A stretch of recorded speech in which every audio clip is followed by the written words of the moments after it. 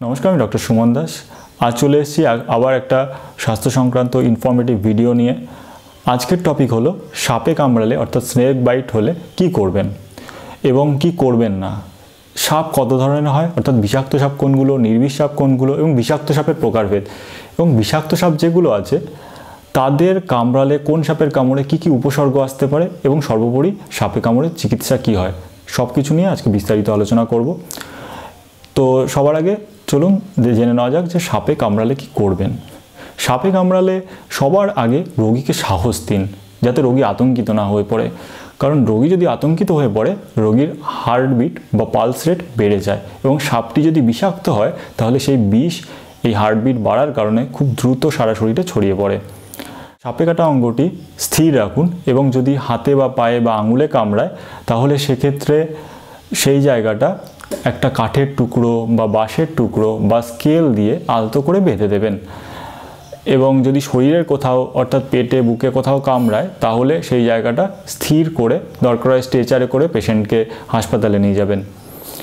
তারপর শরীরে যেই সব জিনিসগুলো শক্ত হয়ে আটকে থাকে, যেমন আংটি, ঘড়ি বা বালা, চুড়ি ইত্যাদি খুলে দিতে হবে এবং জামা পোশাক যে পরে আছে সেটাকে ঢিলা করে দিতে হবে। এরপর হলো নিকটবর্তী হাসপাতাল বা স্বাস্থ্যকেন্দ্রে নিয়ে যেতে হবে। এবং যদি অ্যাম্বুলেন্স না পাওয়া যায় সেক্ষেত্রে বাইক অ্যাম্বুলেন্স, অর্থাৎ বাইক একজন চালাবেন, তার মাঝখানে পেশেন্ট থাকবে এবং তার পেছনে একজন বসবেন যিনি পেশেন্টকে পেছন থেকে ধরে থাকবেন, করে নিয়ে যেতে হবে। এরপর হলো যে যদি কোনো নতুন উপসর্গ অর্থাৎ দু চোখের পাতা হঠাৎ করে ভারী হয়ে আসা, বুজে আসা, এরকম যদি কোনো নতুন উপসর্গ দেখা দেয় গিয়ে আগে ডাক্তারবাবুকে জানাতে হবে। তারপর আসছি যে সাপে কামড়ালে কি কি করবেন না। যে ক্ষতস্থানটা যেখানে সাপে কামড়েছে সেই স্থানটা কাটবেন না বা কোনো কিছু দিয়ে ধোবেন না বা মুখ দিয়ে চুষবেন না। তারপর ওই স্থানে কোনো রকম কোনো ক্রিম বা কোনো ওষুধ লাগানোর প্রয়োজন নেই। এবং সাপে কাটা অঙ্গে কোনো রকম কোনো শক্ত বাঁধন দেবেন না, এতে গ্যাংগ্রিন হওয়ার সম্ভাবনা থাকে, অর্থাৎ যেটাকে পচন রোগ বলে। এবং এমনও দেখা যায় যে সেই অঙ্গটা কেটে বাদ দিতে পর্যন্ত হতে পারে। এরপর হলো আপনারা সাপে কামড়ালে সাপ ধরে, যে সাপটা কামড়েছে সেটা ধরে হাসপাতালে আনার প্রয়োজন নেই। হ্যাঁ, যদি চিনতে পারেন সাপটাকে, নাম বলতে পারেন, সেক্ষেত্রে ঠিক আছে, আদারওয়াইজ সাপ ধরে আনার দরকার নেই। আর ওঝার কাছে গিয়ে বা গুনিনের কাছে গিয়ে অযথা সময় নষ্ট করবেন না, এতে সঠিক চিকিৎসা শুরু হতে দেরি হয়। এবার বলে রাখি, আমাদের দেশে প্রধানত 4 ধরনের সাপের কামড়েই বেশিরভাগ ক্ষেত্রে মানুষের মৃত্যু হয়। সেগুলো হলো কোবরা গোত্রের সাপ অর্থাৎ কেউটে, গোখরো, শঙ্খচূড় ইত্যাদি। তারপর হচ্ছে কমন ক্রেট বা কালাচ বা কালচিতি, আর হচ্ছে রাসেলস ভাইপার বা চন্দ্রবোড়া, আর স্কেলড ভাইপার অর্থাৎ ফুরসা। এই সাপগুলোর কামড়ে মেইনলি আমাদের দেশে মানুষের মৃত্যু হয়। এরপর আসছে সাপের প্রকারভেদে। এক তো হলো এক ধরনের সাপ বিষাক্ত হয়, যেটার পরিমাণ কম, বিশেষ করে আমাদের রাজ্যে 70% সাপ নির্বিষ অর্থাৎ বিষহীন বা নন ভেনোমাস, আর বাকি সাপ ভেনোমাস বা তাদের বিষ আছে।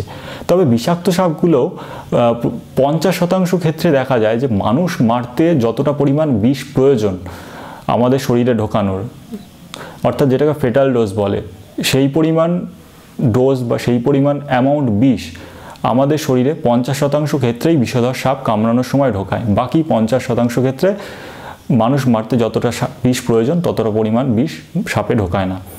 এবার বলি যে এর ভাগগুলো, যে বিষধর সাপের কটা ভাগে। বিষধর সাপকে প্রধানত 3টি ভাগে ভাগ করা হয়। নিউরোটক্সিক, অর্থাৎ যেসব বিষ নার্ভাস সিস্টেমকে অর্থাৎ আমাদের সিস্টেমকে আক্রমণ করে বা ক্ষতি সাধন করে। তারপর হচ্ছে হিমোটক্সিক, অর্থাৎ যার রক্তকণিকাকে নষ্ট করে। আর হচ্ছে মায়োটক্সিক, সামুদ্রিক কিছু সাপ আছে চ্যাপ্টালো গ্লেজ বিশিষ্ট, সেগুলো খুব বেশি কমন নয়। প্রথমে বলি নিউরোটক্সিক সাপ নিয়ে, অর্থাৎ যা নার্ভাস সিস্টেমের ক্ষতি সাধন করে। সেটা হলো, তার উদাহরণ হলো কোবরা গোত্রের সাপগুলি, যেটা আগেই বলেছি অলরেডি, যেমন গোখরো, শঙ্খচূড়, কেউটে ইত্যাদি। আর কমন ক্রেট, যার বাংলা নাম কালাচ বা কালচিতি। এরপর আসছি হিমোটক্সিক, অর্থাৎ যা প্রধানত রক্তকণিকার ক্ষতি সাধন করে, যেমন রাসেলস ভাইপার অর্থাৎ চন্দ্রবোড়া। তবে চন্দ্রবোড়ার কিছু নিউরোটক্সিক গুণও আছে। আর হচ্ছে স্কেলড ভাইপার বা ফুরসা, এটা প্রধানত ভাস্কুলোটক্সিক বা হিমোটক্সিক। এবার বলি যে নন ভেনোমাস অর্থাৎ নির্বিষ, যে সাপের বিষ নেই সেই সাপগুলো কোনগুলো? জলঢোড়া, দাঁড়াস, ঘরচিতি, লাউডগা, হেলে সাপ ইত্যাদি। এরপর আসছি হিমোটক্সিক সাপে কামড়ালে কি কি উপসর্গ আসতে পারে। যে জায়গাটাতে কামড়েছে অর্থাৎ ক্ষতস্থান, যেই জায়গাটা ফুলে যেতে পারে, কন্টিনিউ সেখান থেকে ক্রমাগত সেখান থেকে রক্তক্ষরণ হতে পারে, ফুলে যেতে পারে, ব্যথা হতে পারে, এবং তারপর নাক দিয়ে বা কাশির সাথে, বমির সাথে, পায়খানা করার রাস্তা দিয়ে রক্তক্ষরণ হতে পারে। আমাদের চামড়ার নিচে বা বিভিন্ন রকম মিউকাস মেমব্রেনের নিচে ছোট ছোট রক্তক্ষরণযুক্ত ছোট ছোট স্থান তৈরি হতে পারে। তারপর প্রস্রাবের সাথে অল্প পরিমাণ রক্ত বেরোতে বা প্রস্রাবের রং কালচে বাদামি হয়ে যেতে পারে অথবা লাল হয়ে যেতে পারে, বা প্রস্রাব বন্ধ পর্যন্ত হতে পারে। দাঁতের মাড়ি দিয়েও রক্ত বেরোতে পারে, পেটে ব্যথা হতে পারে। এরপর যদি খুব বেশি পরিমাণে বিষের প্রভাব দেখাতে শুরু করে তখন ব্লাড প্রেশার কমে যেতে পারে এবং কিডনি ফেলিওর অর্থাৎ অ্যাকিউট কিডনি ইনজিউরি নামে এক ধরনের ডিজিজ হয়, সেটাতেও যেতে পারে। সেটা খুব সিরিয়াস হলে সেটা যায়।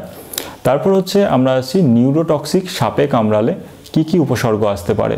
এক্সাম্পলগুলো আমরা বলেছিলাম, যেমন কোবরা গোত্রের হোক বা কালাজ বা কালচিতির কামড়ে যেগুলো হয়, সেটা সর্বপ্রথম আসে টোসিস অর্থাৎ শিবনেত্র বা দু চোখের পাতা পড়ে আসা প্রথম। তারপর হচ্ছে ডিপ্লোপিয়া অর্থাৎ সব জিনিস চোখে দুটো করে দেখা। তারপর কথা বলতে অসুবিধা হওয়া, তারপর ঢোক গিলতে অসুবিধা হওয়া, এবং সর্বশেষে পরের দিকে আসে সেটা হচ্ছে শ্বাস নিতে অসুবিধা হওয়া বা ধীরে ধীরে রেসপিরেটরি প্যারালাইসিসের দিকে যাওয়া। এটা হলো আমাদের নিউরোটক্সিক সাপের কামড়ে এই সিমটমসগুলো ধীরে ধীরে আসতে থাকে একের পর এক করে। এবার এক্ষেত্রে দুটো টেস্টের কথা বলে রাখি যেটা খুবই কমন টেস্ট, সেটা হলো 20 minutes WBCT whole blood clotting time অর্থাৎ 20 মিনিট রক্ততঞ্চন পরীক্ষা, যেটা স্বাস্থ্যকেন্দ্র বা হাসপাতালে করা হয়। সেটা হচ্ছে যে হিমোটক্সিক বিষ যেটা অর্থাৎ যা রক্তকণিকার উপর কাজ করে যে ধরনের বিষ, সেই বিষের প্রভাব রক্তে আছে কিনা দেখা হয়। আমাদের ভেইন অর্থাৎ শিরা থেকে একটা কাচের টেস্ট টিউবে 2 থেকে 3 ml রক্ত নিয়ে 20 মিনিট রেখে দেখা হয় যে 20 মিনিটের মধ্যে রক্ততঞ্চন অর্থাৎ ব্লাড ক্লট হচ্ছে কিনা। যদি হয়ে যায় তাহলে সেটা স্বাভাবিক, কিন্তু যদি 20 মিনিটের মধ্যে রক্ততঞ্চন না হয় সেক্ষেত্রে ধরে নিতে হবে যে এর মধ্যেই রক্তের মধ্যে হিমোটক্সিন অর্থাৎ ওই হিমোটক্সিক সাপে কামড়ানোর বিষ থাকার সম্ভাবনা আছে। সেইভাবে চিকিৎসা করতে হবে। এবং তারপর আরেকটা হচ্ছে নিউরোটক্সিক সাপে কামড়ালে, যদি নিউরোটক্সিক সাপের কামড়ালে নিউরোটক্সিনের প্রভাবে শ্বাসযন্ত্রের ওপর কোনো প্রভাব ফেলছে কিনা, রেসপিরেটরি প্যারালাইসিসের দিকে যাচ্ছে কিনা, আছে কিনা সেটা দেখার জন্য 2-3টে টেস্ট করা হয়, সেগুলোও বলছি। এক নিঃশ্বাসে 30, একজন সাধারণ মানুষ 30 পর্যন্ত 1 2 3 4 5 6 পর্যন্ত মিনিমাম 30 পর্যন্ত কাউন্ট করতে পারে। যদি তিনি না পারেন তাহলে বুঝতে হবে যে নিউরোটক্সিন থাকতে পারে। আর হচ্ছে এক নিঃশ্বাস নেওয়ার পর শ্বাস ধরে রেখে একজন সাধারণ মানুষ 45 সেকেন্ড মিনিমাম শ্বাস ধরে রাখতে পারেন। এবার যদি না পারেন 45 সেকেন্ড তাহলে ধরে নিতে হবে নিউরোটক্সিন থাকতে পারে অর্থাৎ সাপে কামড়াতে পারে। আর একটা হচ্ছে একদমে একটা বাক্য সম্পূর্ণ একদমে বলতে পারার সক্ষমতা, যেটা আমাদের সাধারণ মানুষের থাকে, কিন্তু যদি এই বিষের প্রভাব থাকে সেক্ষেত্রে যেটা পারবে না, সেটা কথা বলার মাঝখানে থামতে হতে পারে। এরপর সর্বোপরি বলি যে কোনো রকমের সাপ কামড়ালেই বিষের প্রভাব সঙ্গে সঙ্গে নাও আসতে পারে, হয়তো কিছুক্ষণ সময় বা বেশ কিছুক্ষণ সময় লাগতে পারে, কয়েক ঘন্টা পেরিয়ে যেতে পারে। তাই জন্য যে কোনো রকম সাপে কামড়ালে অবশ্যই নিকটবর্তী স্বাস্থ্যকেন্দ্র বা হাসপাতালে নিয়ে যাবেন যদি কোনো প্রভাব বিষের না থাকে তবুও, এবং রোগীকে 24 থেকে 48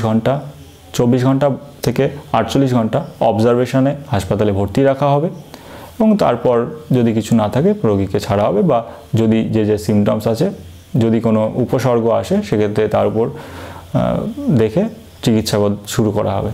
এবং সাপে কামড়ানোর প্রধান চিকিৎসা হলো AVS অ্যান্টি ভেনম সিরাম, যেটা সব ধরনের সাপের ক্ষেত্রেই ব্যবহার করা হয়। এবং সংলগ্ন আরও কিছু সিমটমস বা উপসর্গ যদি থাকে বা এই এভিএস দেওয়ার জন্য যদি কোনো সাইড এফেক্ট কিছু আসে, সেইগুলো ট্রিটমেন্ট দেওয়ার জন্য হাসপাতালে ব্যবস্থা থাকে, সেগুলো ডাক্তারবাবু বা সিস্টার দিদিরা দেখে নেবেন।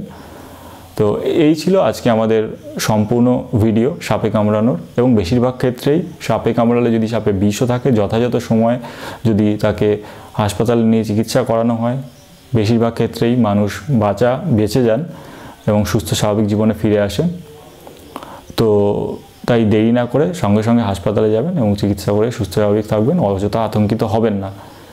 এবং যদি ভিডিওটা ভালো লেগে থাকে চ্যানেলটা লাইক এবং সাবস্ক্রাইব করবেন, আর সবার সাথে বন্ধুদের সাথে শেয়ার করবেন। আর যদি কোনো প্রশ্ন থেকে থাকে তাহলে কমেন্ট সেকশানে করবেন, আমি অবশ্যই রিপ্লাই দেবো। ধন্যবাদ।